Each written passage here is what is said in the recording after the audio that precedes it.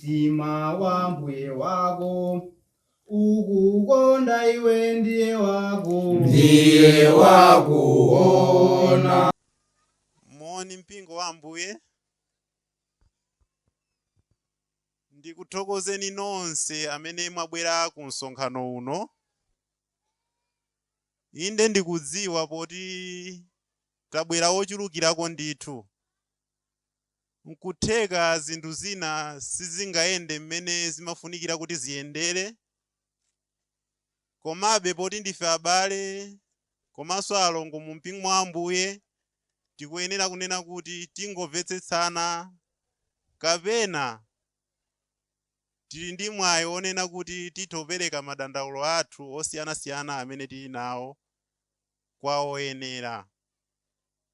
Koma chonde tiye tisakhumudwe chifukwa tabwera ndithu ku msonkhano kuno, msonkhano wa mpingo wa Khristu.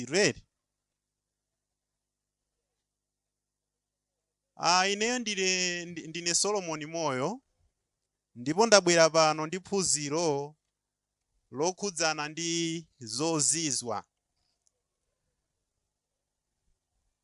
Phunziro limeneli ndi lofunikira kwambiri pakati pathu, chifukwa ambiri mwa ife mwina sitimvetsetsa pa nkhani ya zozizwa, monganso mpingo wa ku Korinto unali ndi vuto posamvetsa bwino pa phunziro limeneli. Anthu ambiri mu mpingo mwa Ambuye ena amakhulupirira unena kuti iwowo mwina angathe kupanga zozizwa zoterezi. Ena amakhulupirira unena kuti iwo sangathe kupanga, koma amakhulupirira unena kuti ena amapanga ndipo amakhamukira kupita kumeneko. Koma tsopano tifuna tidziwe unena kuti kodi Baibulo litiphunzitsa chani pa nkhani imeneyo. Mu phunziro lathu tiyambe ndi buku la 1 Korinto chapter 12 verse yake ya 1. Owerenga mutithandize kuwerenga pa 1 Korinto chapter 12 verse yake ya 1.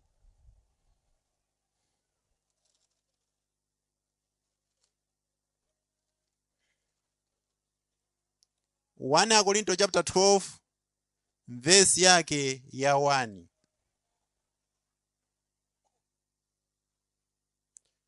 Zoonetsa kuti owerenga palibepo, ndiwerenga ndekha. Koma za mphatso zauzimu, abale, sindifuna kuti mukhale osadziwa. Mudziwa kuti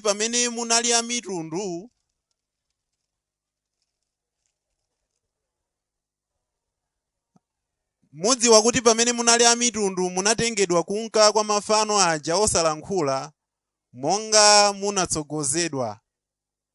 Chifukwa chache ndikuwuzani inu kuti palibe munthu wakulankhula mwa Mzimu wa Mulungu anena Yesu ngotembereredwa, ndipo palibe wina akhoza kunena Yesu ali Ambuye koma mwa Mzimu Woyera. Ndi apa pati kuona unena kuti vuto linali la ku Korinto linali lonena kuti anthu samatha kumvetsetsa bwino zokhudzana ndi mphatso za Mzimu. Ndipo ina mwa mphatso ya Mzimu Woyera ndizo zozizwa. Maonena kuti zozizwa mu Baibulo amapezeka, ndiponso ndi mawu amene ifeyo timagwiritsira ntchito mu njira zosiyanasiyana. Ena zimatheka kunena kuti iwowo mwina samabereka, koma tsiku lina abereka ndipo amanena kuti chimenechi ndi chozizwa. Ena mwina amanena kuti zaka zambiri amakhala kunena kuti sanakolole bwino, koma chaka chimenecho akolola bwino, amanena kuti chimenecho ndi chozizwa. Ena mwina onena kuti kalasi sakhoza bwino, koma ulendo umenewo akhoza bwino, amanena kuti chimenechi ndi chozizwa. Ena zimatheka unena kuti akhala pa umbeta nthawi yayitali, koma nthawi imeneyo akapeza mwamuna amati nchani chimenecho? Chozizwa. Mawu aonena kuti chozizwa ifeyo tawatanthauzira mu njira zosiyanasiyana. Mawu onena kuti zozizwa nthawi zina amagwiritsira ntchito ngati zizindikiro mu baibuloso komanso zodabwitsa. Dziko lili nazo zimene limazichaonena kuti izizi nzodabwitsa, komanso Mulungu zilipo zinthu zimene amanena kuti izizi ndi zozizwitsa. Ndiyeneyo kwambiri muphunziro langa sindinena kwambiri za zodabwitsa za ku dziko kapena zozizwitsa za ku dziko, koma tiona mmene Mulungu amazionera kunena kuti kodi zozizwitsa ndi chiyani, kodi Mulungu chifukwa chani anakonza kuti pakhale zozizwitsa. Tipezereni buku la Marko chapter 16 verse yake ya 20. Pamenepo tipezepo mawu ena amene maonena kuti ozizwitsa amadziwika nawo. Marko chapter 16 verse yake ya 20. Pamenepa tikuona kunena kuti ophunzira a Ambuye wathu Yesu Khristu akuti atatumidwa, akuti anamuka nalalikira uthenga wabwino, ndipo akuti pakulalikira uthenga wabwino anachitanso zizindikiro. Ndiye kuti maonena kuti zizindikiro pa vesi imeneyo akutanthauza kunena kuti zinali zodabwitsa zosiyanasiyana zimene iwo ankatha kuchiritsa anthu wodwala ndi zina zotero. Ndipo maonena kuti zozizwitsawa ndiye kuti akutanthauzira kunena kuti ndi chinthu chimene chimalozera china chake kapena ndi chizindikiro chimene chimalozera china chake. Tikamanena za chizindikiro, inuyo mudziwa unena kuti pamakhala zizindikiro za mkalembedwe, zizindikiro za pansewu. Amajambula kunena kuti mupitako kuli mlatho pamakhalanso zizindikiro monga ngati zimenezo. Ndiye zizindikiro zimene zinapatsidwa kwa ophunzira za m'Baibulo zinapatsidwa ncholinga chonena kuti anthu azizindikira kuti awawa ndi otumidwadi ndi Mulungu. Ndipo tizindikire kunena kuti inalipo nthawi yonena kuti mpingo wa Ambuye zozizwitsa zinalimo monga mmene tawerengera mu vesi imeneyi. Koma kodi zozizwitsa zinaperekedwa chifukwa chani? Kodi Mulungu analola bwanji kuti zozizwitsa zikhalemo mu mpingo wa Ambuye? Tipeze m'buku la Yohane chapter 20 vesi yake ya 30 komanso 31.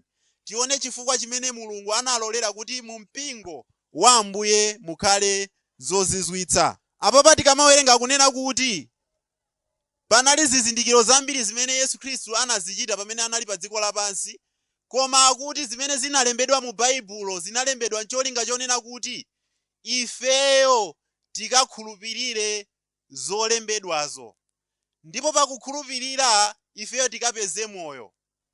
Ndiye kuti zozizwa kapena unena kuti zizindikiro zinaperekedwa ndi cholinga chonena kuti anthu akakhale ndi chikhulupiriro pa anthu amene amalalikira uthenga wabwinowo. Ndiye kuti anthu akamaona zodabwitsa zimene anthu akuchita, ndiye kuti anthu amatha kukhulupirira amene akupanga zozizwitsazo kunena kuti awawadi achokera kwa Mulungu. Zozizwitsa sikuti zinali ndi cholinga chonena kuti anthu awatamandire amene akuchita zodabwitsawo ayi. Koma mukamaona panopa anthu amene amachita zodabwitsa, kodi amachita zimenezo ncholinga chonena kuti Mulungu alemekezeke kapena iwowo atchuke? Tidzapeza kunena kuti anthu amene amachita zozizwa amapanga zimenezo ncholinga chonena kuti iwowo atchuke, osati kuti Mulungu alemekezeke. Komanso iwowo satsimikiziranso mawu a Mulungu ayi. Ndiye panali cholinga chimene zozizwa zinaperekedwa mu mpingo.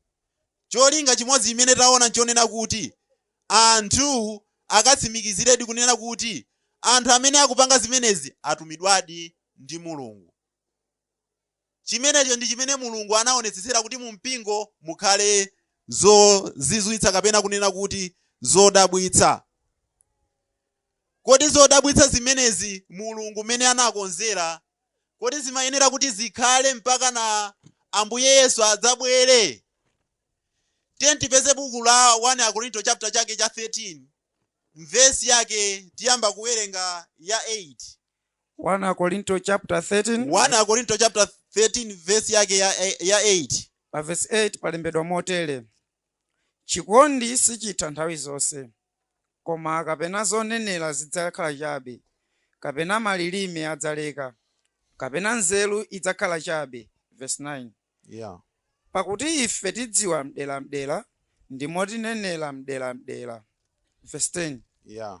Koma pamene changwiro chafika, tsono cha mdelamdela chidzakhala chabe. Verse 11. Yeah. Pamene ndinali mwana, ndinalankhula ngati mwana, Mm. ndinalingalira ngati mwana. Mhm. Verse 9 yomweyo. Yeah. Pakuti ife tidziwa mdelamdela ndi motinenera mdelamdela. Koma pamene changwiro chafika, tsono cha mdelamdela chikhala chabe. Zikomo kwambiri. Apopo tikuwerenga kunena kuti akuti chimene chili chosatha nthawi zonse, akutchula kunena kuti chikondi ndi chimene sichitha nthawi zonse. Koma tikamafotokoza za mphatso za mzimu zimene Mulungu analola kuti zikhalemo mu mpingo, zimene zamanena kuti zimayenera kuti ndithu kuti zithe, zinali zakanthawi kochepa. Ndipo afotokoza kunena kuti zimene zimayenera kutha nthawi yanji, akunena kuti pamene changwiro chafika. Akuti zozizwa zinalipo pamene mpingo unali wakhanda. Mulungu pamene ankalenga dziko lapansi analolera kunena kuti alilenge dziko modabwitsa. Ankangolankhula mawu kunena kuti chikhaleko chakuti ndipo zinkachitika. Chikhaleko chakuti ndipo zinkachitika ndithu. Ndiye zimenezo zinkachitika modabwitsa. Ndiye kuti zodabwitsazo zimayendera kunena kuti ndiye kuti Mulungu kapena Mzimu Woyera amagwira ntchito posadutsira mu chinthu china chake. Ndiye pamenenso mpingo unali wangokhazikitsidwa kumene Mulungu analolera kunena kuti zozizwa zikhaleko, cholinga chonena kuti mawu a Mulungu avumbulutsidwe kupyolera mu zozizwa zimene zizichitika, komanso mawu a Mulungu akatsimikizike. Ndipo afotokoza nthawi imene zozizwa zimayenera kutha. Akuti zimayenera kutha pamene changwiro chafika. Kodi akamanena kuti changwiro amatanthauza chani? Timadziwa kunena kuti Yesu Khristu ndi wangwiro, ndipo anthu ena amakhulupirira kunena kuti akuti zozizwa zidzatha pamene Yesu Khristu adzabwere.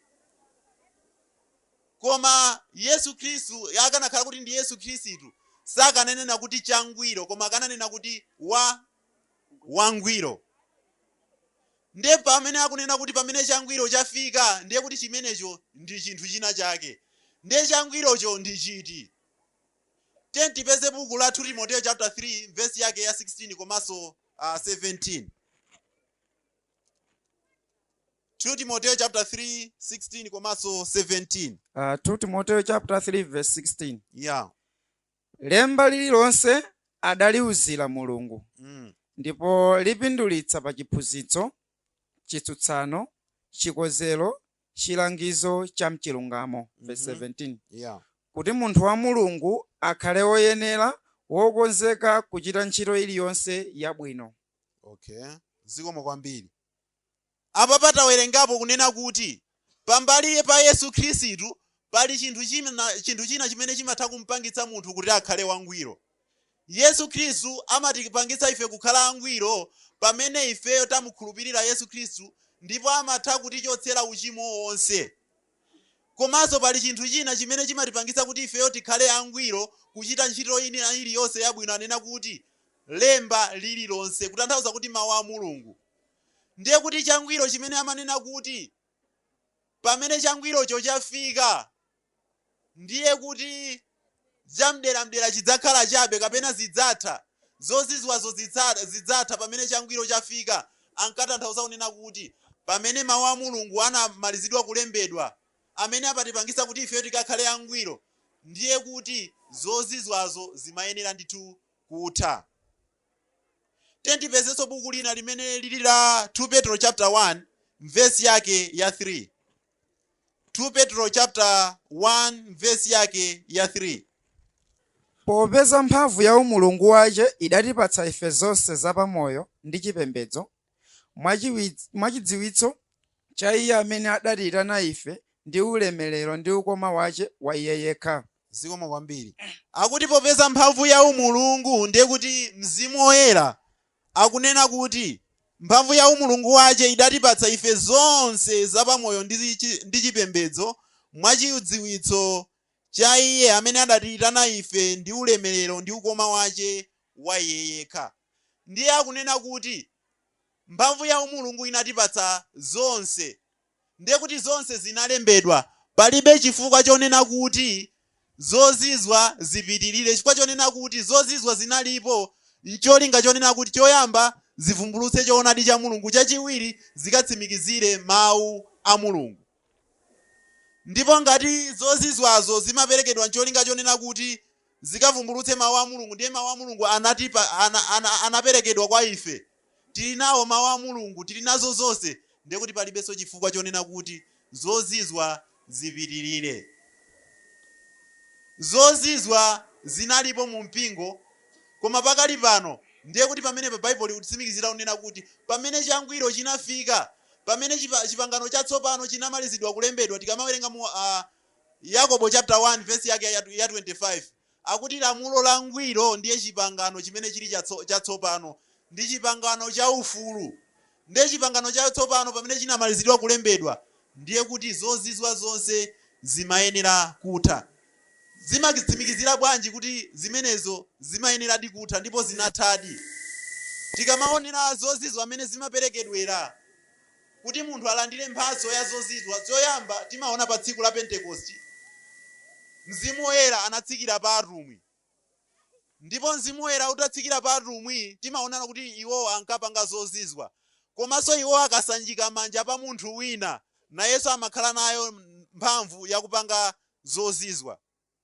Zimenezi timatsimikiza tikamawerenga buku la Machitidwe chapter 8 verse yake ya 18. Mwina tiye tipezepo pamenepo Machitidwe chapter 8 verse yake ya 18. Machitidwe chapter 8. Machitidwe 8 verse yake ya 18. Verse 18. Palembedwa motere: koma pakuona Simoni ndiyambiranso, koma pakuona Simoni kuti mwakuyika manja atumwi, anapatsidwa Mzimu Woyera, anawatengera ndalama. Verse 19. Nanena, ndipatseni inenso ulamuliro umene. Okay, muimeka ipo mwepo. Akunena kuti Simoni wanyanga tumudziwa. Simoni na Yesu ankadodometsa anthu, ankapanga zozizwa zosiyana, zozizwitsa zosiyana zodabwitsa. Ndiye pamenepa tikuona kunena kuti iye atakhulupirira mawu a Mulungu akuti anabatizidwa. Atabatizidwa anazindikira kunena kuti zimene iye ankapanga, zimene ankadodometsa anthu nazo sizinali makamaka zinthu za genuine, koma zinali za fake. Koma tsopano ataona kunena kuti Petro amene anali mmodzi mwa atumwi, anaona kunena kuti mtumwi akasanjika manja pa munthu amalandira mphatso ya zozizwa, anaganiza zogula mphatso zimene zija. Ndiye kuti pamene paonetsera kuti munthu alandire mphatso yoti iye azipanga zozizwa, amayenera kusanjikidwa manja ndi atumwi. Ndiye lero atumwi tili nawo lero kuti angathe kusanjika manja pa munthu kuti akalandire mphatso ya zozizwa, tizapeza kuti ayi. Atumwi analipo, nthawi yawo inalipo, pakali pano amene tili nawo akulu mu mpingo ndiye kuti ndi abusa, koma panopa tilibe atumwi. Ngati atumwi onse anatha, anamwalira, komanso anthu onse amene anawasanjika manja anamwalira, ndiye kuti zozizwaso zimayenera kuthera pati? Zinathera pomwepo.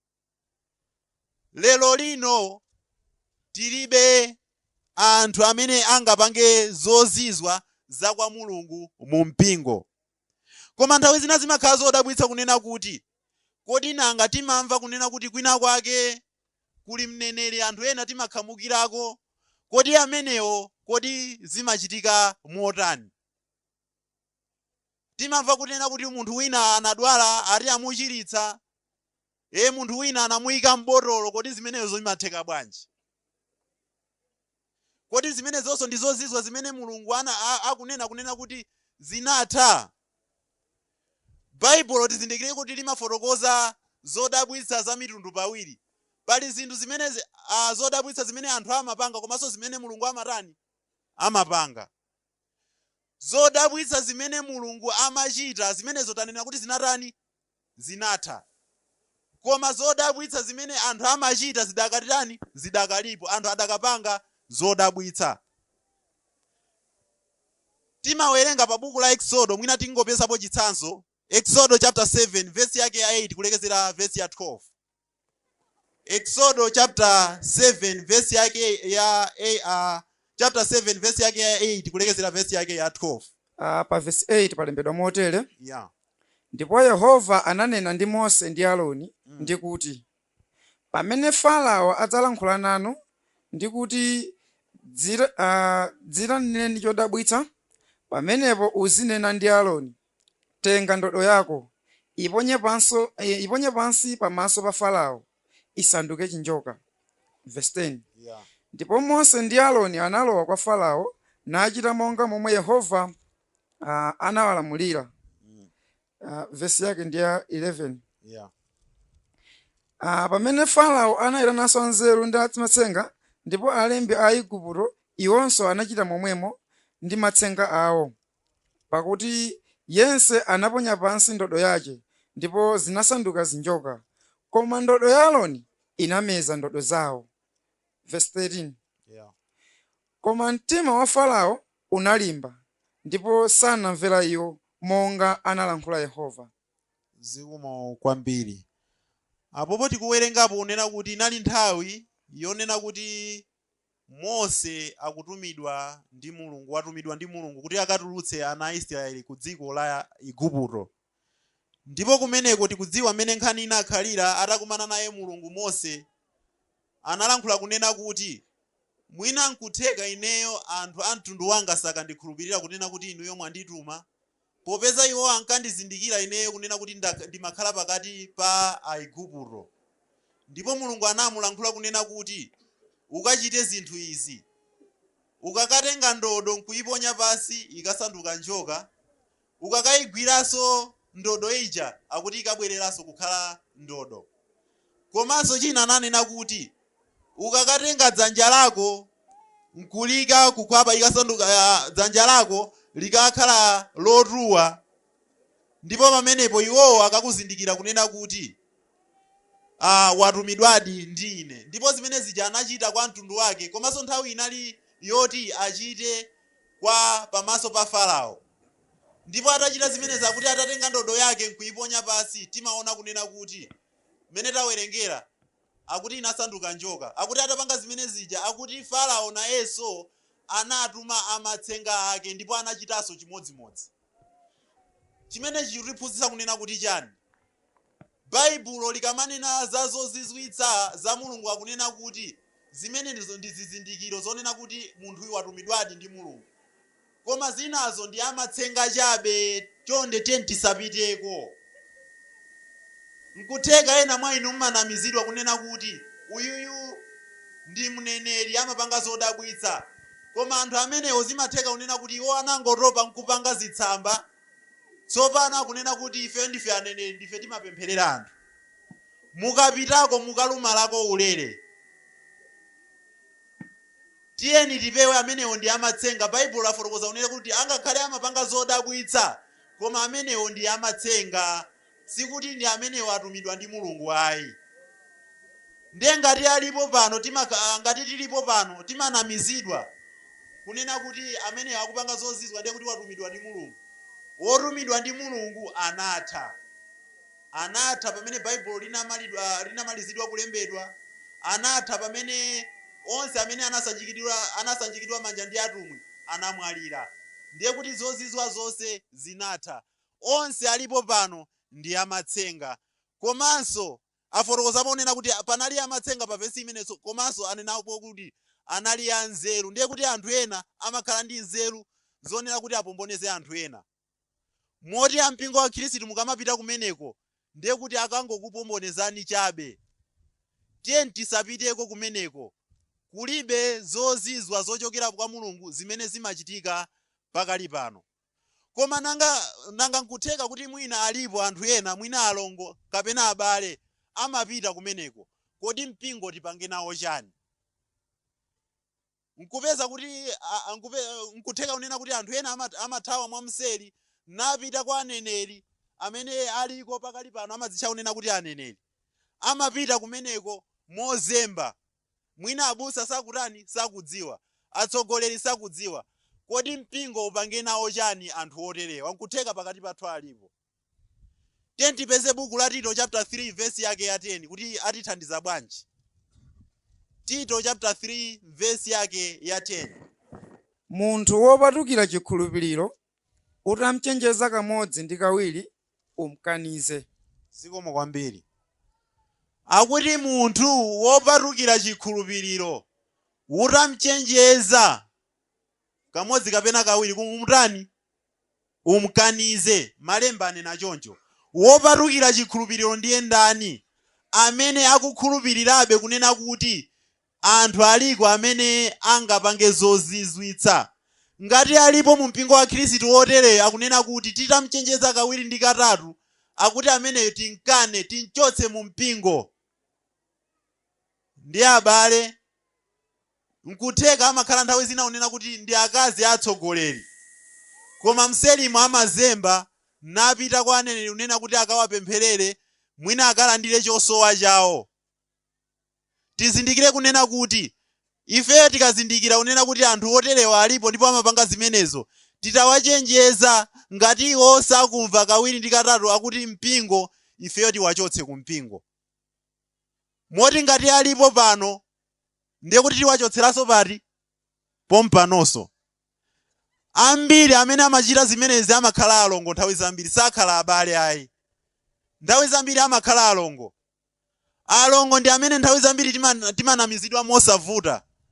Alongo mu mpingo amabwera mosavuta, koma akati achokenso amachokanso mosatani mosavuta. M'bale kuti akakhulupirire mawu a Mulungu zimakhala zovuta, koma akalowa mu mpingo wa Khristu amakhazikika kuti akachoke pamakhala potani pamakhala povuta.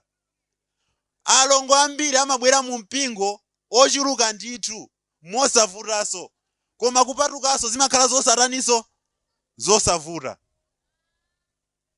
Ngati alipo alongo otero unena kuti amapatukira chiphunzitso cha Khristu nakatsata zinthu zina zimene malemba ananena kuti zinatha, tiyeni amenewo titawachenjeza kawiri ndi katatu tiwachotse. Nkuthekanso nthawi zina mpingo umadziwa kapena atsogoleri amadziwa kunena kuti anthu oterewo alipo pakati pawo, koma sachitapo kanthu, ndiye kuti nawonso amayanjana nawo mukhalidwe liti? Mukhalidwe limenelo. Ndiye ngati atsogoleriwo amadziwa ndithu unena kuti munomo alimo woti amazemba nseri napita kuseliko kunena kuti akawapempherere, koma iwo osachitapo kanthu, nawonso mpingo umenewo kapena atsogoleri amenewo, ndiye kuti amenewo titawachenjeza kawiri katatu tiwataninso amenewo tilimodzi kaya mpingo. Tizindikire kunena kuti Mulungu poyamba analolera kuti zozizwa zikhalemo mu mpingo chifukwa mpingo unali wakhanda. Pamene mpingo wakula tsopano sumayenera kuchitanso zinthu ngati ndi wakhanda ayi. Tafotokoza kunena kuti pamene dziko linalengedwa pogwiritsa ntchito zotani? Chozizwitsa ere. Amanena kuti kukhaleko kaya mulengalenga ndipo zimatani? Zimachitika. Kukhaleko mitengo ndipo mitengoyo imatani? Imachitika. Imakhalako mitengoyo. Kodi pakali pano Mulungu akanalengabe mitengo mozizwitsa ngati? Ayi. Pano pa mitengo imachita kuphukira, pena mukadulapo pamamera chani? Mtengo mwachilengedwe. Ndichoncho ere abale ndi alongo. Chimodzimodzinso panonso mpingo poyamba Mulungu analolera unena kuti zozizwitsa zichitike mu mpingo. Koma pakali pano pamene mpingo wakula zozizwitsa zimayenera kuti zitani? Zithe chifukwa zolinga za zozizwitsa zinakwaniritsidwa. Ngati tili nawo pano otero amene amakhulupirirabe kunena kuti tidakali nawo opanga zodabwitsa koma otumidwa ndi Mulungu, ndiye kuti amenewo ndi opatukira chani? Chikhulupiriro. Ndipo tiwakane titawachenjeza ngati alipo, kaya ndi atsogoleri, kaya ndi alongo, kaya ndi mlaliki wotani anayeso amanena kuti ineyo ndili ndi mphamvu zapadera ndimatha kupempherera munthu nkuchira, ameneyo timukanize titamuchenjeza. Mulungu panopa wapereka dongosolo unena kuti munthu angachire bwanji. Munthu akadwala amayenera kuti apite kuti? Apite ku chipatala ere? kumeneko ndi kumene akathandizidwe. Ndi njira imene Mulungu wayika akuti munthu amene odwala ndi amene amafuna chani? Amafuna sing'anga. Sing'anga amanena kunena kuti ndiye kuti ndi madokotala amene tili nawo. Tina ndi dokotala pakati pathu. Ndiye munthu akadwala apite ku chipatala, osati apite kwa mneneri kuti akampempherere. Zimenezo zinaliko mu mpingo wa Khristu koma zinatha. Amene alipo pano amene amapanga zozizwa kapena zodabwitsa, Baibulo likufotokoza kunena kuti ndi amatsenga. Amatsenga analipo mnyengo ya m'Baibulo. Machitidwe chapter 8 tikuona munena kuti munali wamatsenga wina amene ankadodometsanso anthu. Ngati alipo akutidodometsa pano tizindikire kunena kuti amenewo ndi amatsenga. Akungobisalirako ngati atumidwa ndi ndani? Ndi Mulungu. Taphunzira chiyani? Taphunzira kunena kuti zozizwa za kwa Mulungu zinalimo mu mpingo wa Khristu koma panopa zinatha, ndipo tafotokoza zifukwa zake zimene zinathera. Ndipo nkutheka pakati pathu alipo wena amene ankanamiza anthu kunena kuti angathe kupempherera munthu chifukwa ali ndi mphamvu yodzozedwa yakumwamba nkumachiritsa iwo anthu. Mwina ndi alaliki kumene, mwina ndi abusa, mwina ndi mbale. Nthawi yolapa ndi itiyo, ndi inoyo. Nkutheka paliponso alongo ena amene amamtengeka nkumanena kuti uku akuti kwauka mneneri. Tinamvako ku Kasungu ati kunauka mneneri amene amapempherera anthu wa zaka zingati? Amati wa zaka 4 ere? Wa zaka 4. Tinamvako zimenezo, mneneri akhale wa zaka zingati? 4. Zoonekera tuneneze kuti zimenezo ndiye kuti nzabodza ndithu. Nkutheka alongo mulipo pano amenenso mmangotengeka ndi zimenezo. Nthawi yolapa ndi ino. Chifukwa ngati simulapa, takuchenjezani apa. Tikakuchenjezansoni, koma ngati inuyo simumvera ndithu, nkhani yake ndi yokuchotsani kuchani? Kumpingo. Ndi nthawi yonena kuti woyimbitsa nyimbo ayimbitse nyimbo yamayitanidwe. Tiyankhepo pa zimene mawu a Mulungu atilankhula mu nthawi imeneyo. Mulungu odziwa kutidalitsa atidalitse tonse chifukwa chakumvetsera mwa Yesu Khristu. Amen.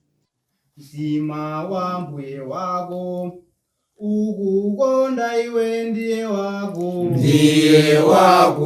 wakuona ngopirira